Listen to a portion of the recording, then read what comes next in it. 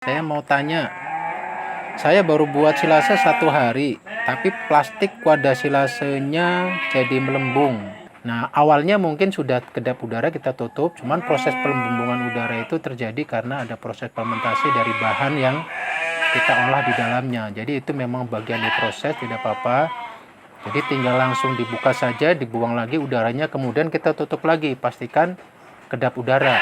Terus pertanyaan selanjutnya, nah ini Bang, saya mau tanya, kalau sekali mengkawinkan kambing, itu dijamin atau bisa jadi enggak ya? Soalnya proses pengawinannya saya ini kan boleh pinjem nih bandotannya. Nah, ya ini menarik nih pertanyaan nih, ya.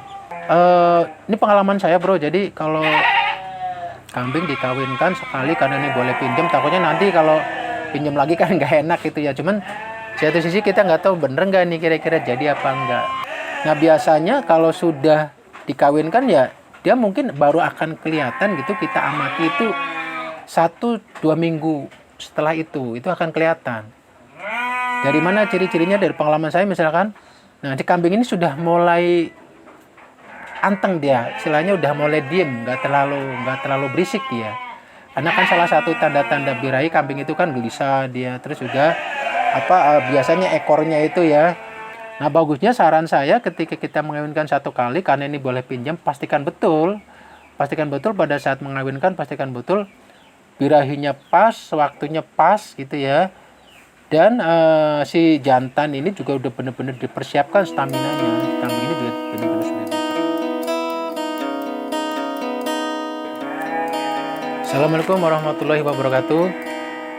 Kembali bersama saya di Ternak Berkah Bersama. Sebelumnya saya ingin mengucapkan selamat tahun baru kepada seluruh sobat peternak Berkah Bersama Indonesia.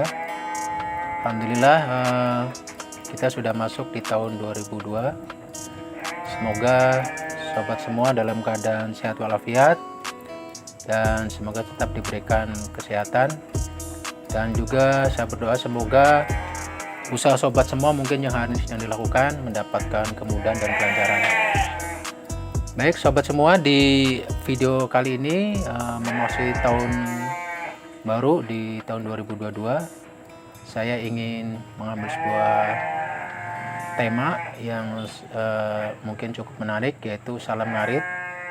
Dimana di video kali ini saya ingin menjawab beberapa pertanyaan-pertanyaan sebelumnya yang sudah ada di kolom komentar. Mungkin pada video kali ini saya akan kumpulkan beberapa pertanyaan yang mungkin menarik untuk saya jawab dan mudah-mudahan menjadi pencerahan buat sahabat ternak semuanya. Baik sobat ternak bersama, beberapa pertanyaan yang sudah masuk di kolom komentar di video TBB sebelumnya ini datang dari saudara kita Bro Andi Saputra ya.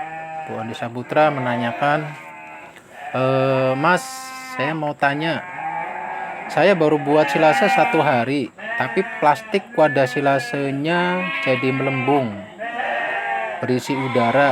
Nah, itu kira-kira disebut berhasil atau tidak? Nah, itu pertanyaannya.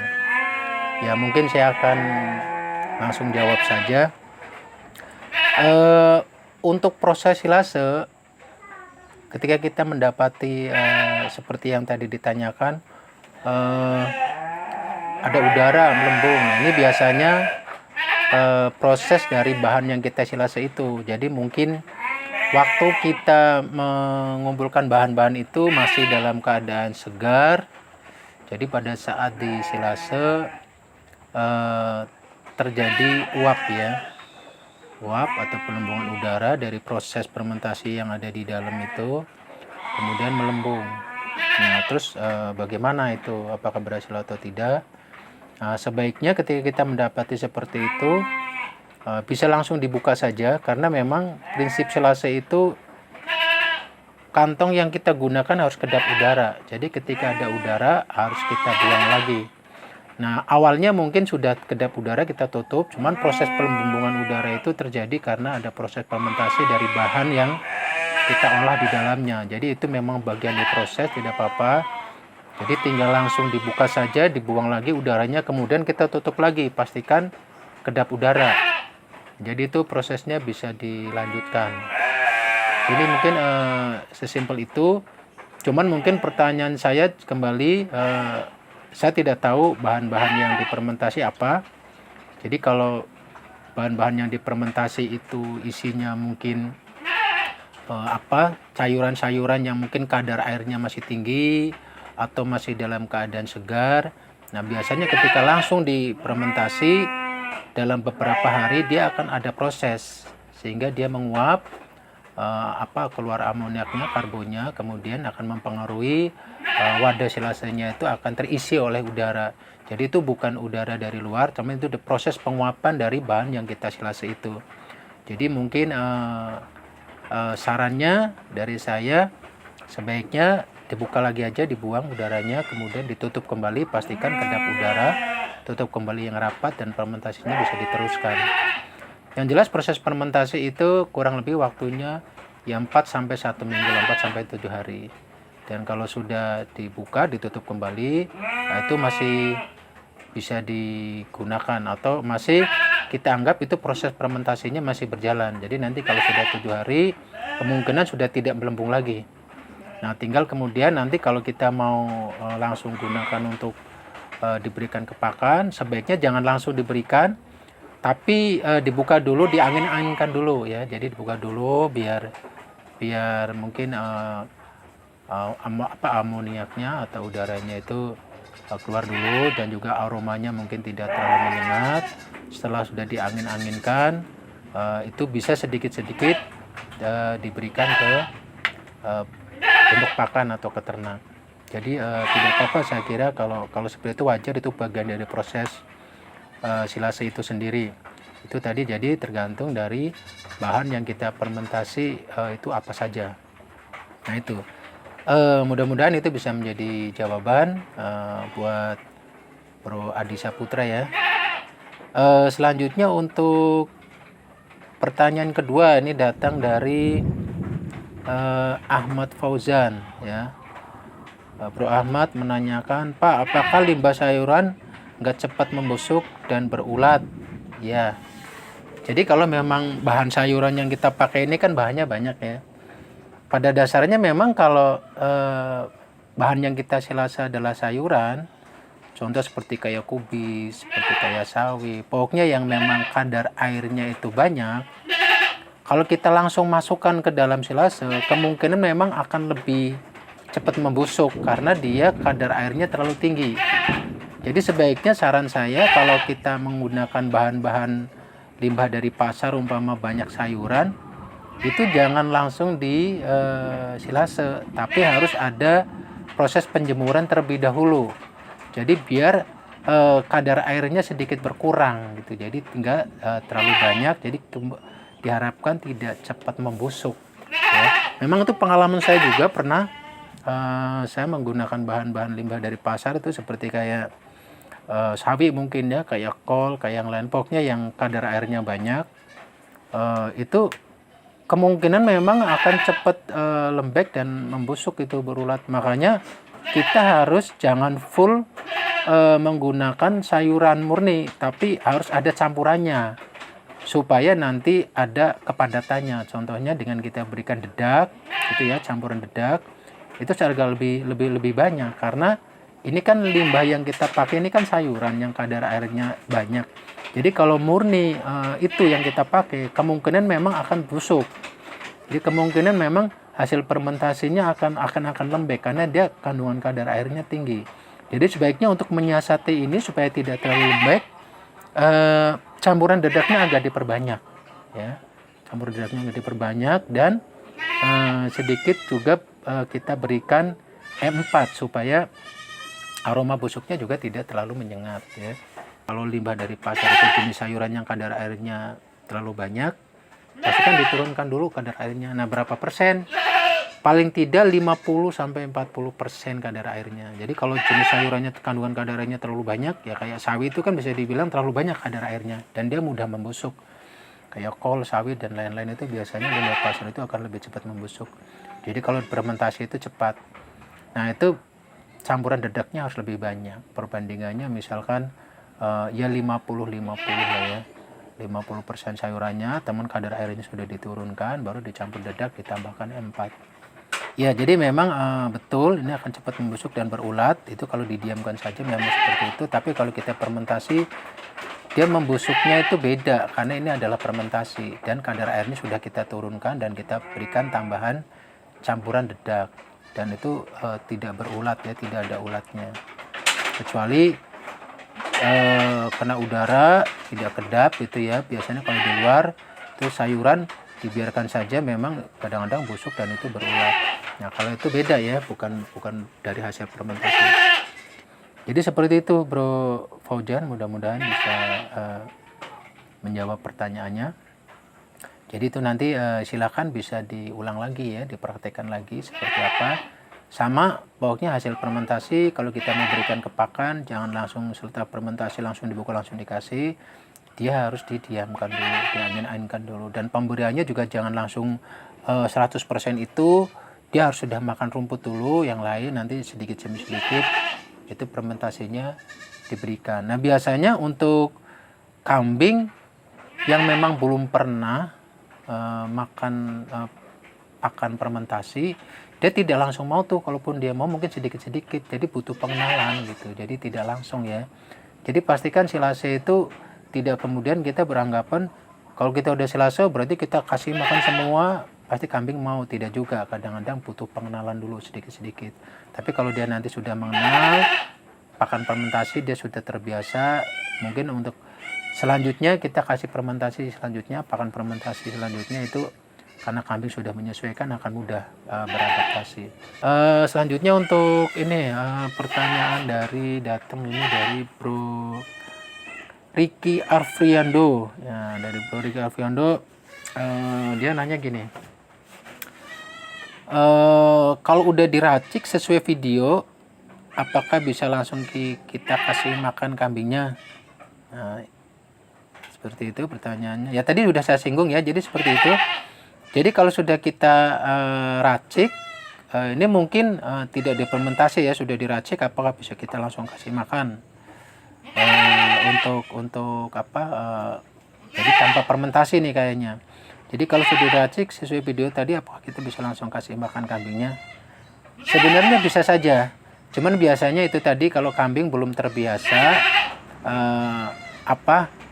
makan pakan yang kita racik itu, apalagi limbah sayuran, biasanya dia makannya sedikit-sedikit. Jadi dia bisa langsung dikasih dengan catatan kita juga tidak langsung memberikannya banyak, tapi sedikit-sedikit. Dan biasanya dia juga akan menyesuaikan. Apalagi ini kita campur bagusnya juga dengan dedak, ada aroma fermentasinya, ada aroma M4-nya, yaitu untuk apa? Untuk menghilangkan bau limbah organiknya. Biasanya kalau langsung itu kalau dari pasar agak sedikit amis atau bagaimana, biasanya kambing akan kurang mau. Makanya begitu kita cuci bersih, kita racik, kita kasih sedikit campuran dedak supaya aromanya lebih wangi ya, lebih enak. Biasanya kambing itu, makanya kambing biasanya kalau kita mau makan itu dia mengendus dulu tuh, diendus dulu makannya. Kalau kayaknya aromanya cocok sama dia baru dia makan. Itu pun kadang-kadang sedikit-sedikit. Tapi pada prinsipnya bisa langsung dikasih, cuman harus sedikit demi sedikit ya. Tapi kalau seumpama kita mau itu kita fermentasi, mungkin ini mirip-mirip jawabannya seperti atas. Tidak langsung kemudian dibuka, langsung kita kasih ya. Jadi setelah proses fermentasi 4-1 minggu, kalau sudah dibuka, biarkan udaranya keluar dulu gitu, aromanya supaya tidak menyengat. Nah, diangin-anginkan dulu 1 atau 2 jam, setelah itu baru kita kasih ke kambing ya. Itu pun juga harus sedikit demi sedikit. Jadi kayak gitu. Tapi kalau nggak kita fermentasi, udah dicacah-cacah sayuran misalnya limbah pasar, kayak wortel, kayak sawi dan lain-lain, kita campurin dedak, kita kasih M4 sedikit buat mensiasati aroma ya. Oh, biasanya kalau M4 cenderung lebih disuka ya. Ini saya bukan lagi promosi untuk M4-nya ya, tapi memang saya biasanya memang pakai itu, M4, karena memang untuk membiasakan menghilangkan aroma limbah sayuran. Kalau dari pasar biasanya agak sedikit amis karena dia mungkin sudah kena lalat dan sebagainya. Nah, itu kambing mau, cuman memang harus dikasih sedikit demi sedikit. mudah-mudahan tadi bisa menjadi jawaban ya buat Bro Alfiando nih, Bro Ricky Alfiando. Terus pertanyaan selanjutnya, nah ini datangnya dari Herman Badoy ya, Herman Badoy. Sorry kalau mungkin salah nyebut ya namanya. Bro Herman lah ya, Bro Herman Badoy. Bro Herman tanya gini, Bang, saya mau tanya, kalau sekali mengkawinkan kambing itu dijamin atau bisa jadi enggak ya? Soalnya proses pengawinannya saya ini kan boleh pinjem nih bandotannya. Nah, ya ini menarik nih pertanyaan nih ya. Iya, jadi gini Bro Herman ya, ini buat jawaban Bro Herman dan juga mungkin tadi yang lainnya sudah saya jawab, mohon maaf sebelumnya. Jadi jawaban yang saya kasih ini berdasarkan pengalaman yang saya sudah alami. Mungkin kalau ada pendapat yang lain mau menambahkan ya silakan ya. Mungkin yang memang sudah pernah mengalami ya silakan. Jadi kalau mungkin jawaban saya juga agak kurang dan sebagainya ya mohon maaf. Tapi apa yang saya sampaikan di sini adalah apa yang memang saya sudah pernah alami saja, apa yang sudah pernah saya lakukan. Jadi mudah-mudahan membantu. Jadi kalau buat sobat peternak yang lain mungkin mau menambahkan juga silakan gitu ya. Jadi di sini saya tidak bermaksud menggurui, hanya sedikit berbagi ya pengalaman aja, sharing berbagi pengalaman. Mudah-mudahan bisa saling memberikan jawaban buat guru yang lain tadi ya sudah ditanyakan saya. Jadi langsung saja dari pertanyaannya. Ini pengalaman saya Bro. Jadi kalau kambing dikawinkan sekali karena ini boleh pinjam, takutnya nanti kalau pinjam lagi kan nggak enak gitu ya. Cuman satu sisi kita nggak tahu bener nggak nih kira-kira jadi apa enggak. Mungkin kalau yang saya alami gini, ketika kambing pada saat kita kawinkan itu memang fase birahinya memang sudah tepat waktunya dan kita sudah kawinkan. Nah biasanya kalau sudah dikawinkan ya dia mungkin baru akan kelihatan gitu, kita amati itu 1-2 minggu setelah itu akan kelihatan.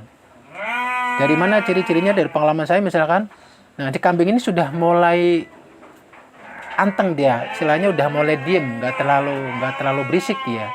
Karena kan salah satu tanda-tanda birahi kambing itu kan gelisah dia, terus juga biasanya ekornya itu dia ngipit-ngipit terus dia juga biasanya nggak mau diem gitu ya. Orang yang lain misalnya pada makan dia nggak mau diem, dan sebenarnya ada waktu-waktu itu tuh masih masa birahinya masih ada. Tapi kalau sudah dikawinkan kita lihat 1-2 minggu kemudian itu sudah nggak ada, hilang. Terus yang kita lihat dia nafsu makannya tinggi, terus dia mulai tidak begitu aktif, dan kemungkinan besar insya Allah ya, kemungkinan besar ini berhasil gitu ya.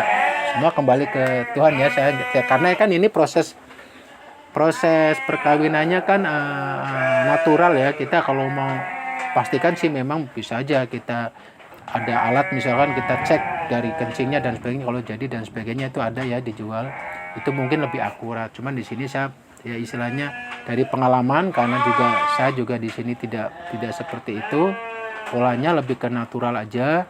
Biasanya kalau yang saya alami, kalau 1-2 minggu kemudian dia mengalami perubahan, pola makannya bagus, terus dia tidak terlalu atraktif gitu ya, tidak terlalu berisik dan sebagainya, kemungkinan itu jadi Bro gitu. Kemungkinan ya paling enggak 80% lah, 85%. Tapi kalau seumpama 1-2 minggu dia masih seperti itu, berarti itu masa birahinya masih ada tuh.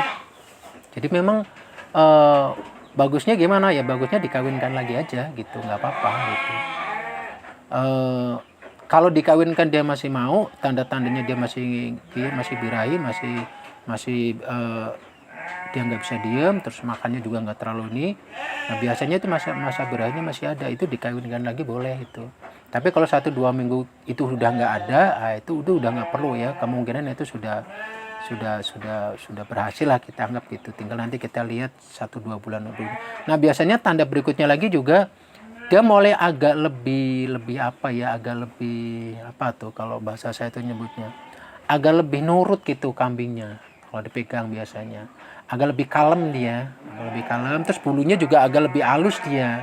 Itu karena dia sudah mulai biasa udah mulai ngisi lah, udah mulai jadi. Nah biasanya kambing akan seperti itu. Dia makannya udah mulai lahap, rakus, terus dia sering minumnya juga banyak. Nah itu kemungkinan itu sudah mulai isi lah, mulai jadi.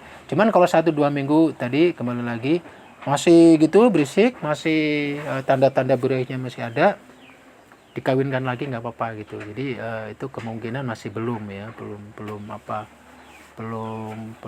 dapat lah, perkawinannya belum dapat.